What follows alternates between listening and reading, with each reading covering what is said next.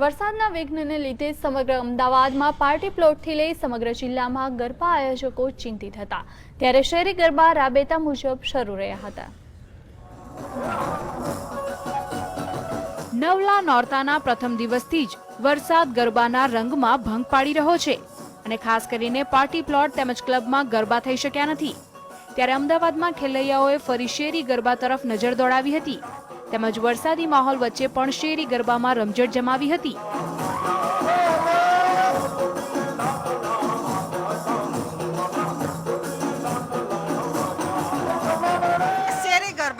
શેરી ગરબા હોય છે ત્યાં બહુ સારો આનંદ અને ઘરની બહેનો દીકરીઓને બહાર જવું નથી પડતું અને એ લોકો પોતાના જ ઘર આંગણે લે છે ગરબા અને એ રીતે શેરી ગરબાને હું બહુ પ્રાધાન્ય આપું છું. છેલ્લા 13 વર્ષથી શેરી ગરબાની જેમ જ ગરબા થાય છે. ઘણી વખત વરસાદ પડ્યો છે પણ છતાંય અમારા ગરબા ક્યારે બંધ રહ્યા નથી અને આજે માતાજીની આરતી પણ વરસાદની અંદર અમે કરી જ છે.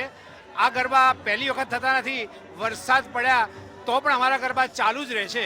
ખેલૈયાઓ નવરાત્રીને લઈને છેલ્લા ઘણા સમયથી તૈયારીઓ કરતા હોય છે, ત્યારે આ વર્ષે વરસાદે પાર્ટી પ્લોટમાં ગરબાનો માહોલ બગાડતા ખેલૈયાઓ જૂની પરંપરા મુજબ શેરી ગરબા રમતા જોવા મળ્યા હતા.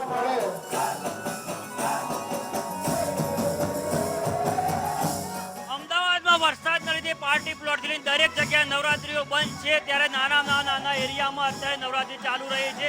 અમદાવાદના વસ્ત્રાપુર ખાતે બોડકદે વિસ્તારની અંદર એપાર્ટમેન્ટની અંદર તમે જોઈ શકો છો અત્યારે જે ખેલૈયાઓ મન મૂકીને ગરબા ઘૂમી રહ્યા છે, જેને વર્ષમાં એકવાર આવતો તહેવાર નવરાત્રી જે લોકો જવા નથી દેવા માંગતા તે લોકો અત્યારે ગરબે ઘૂમી રહ્યા છે.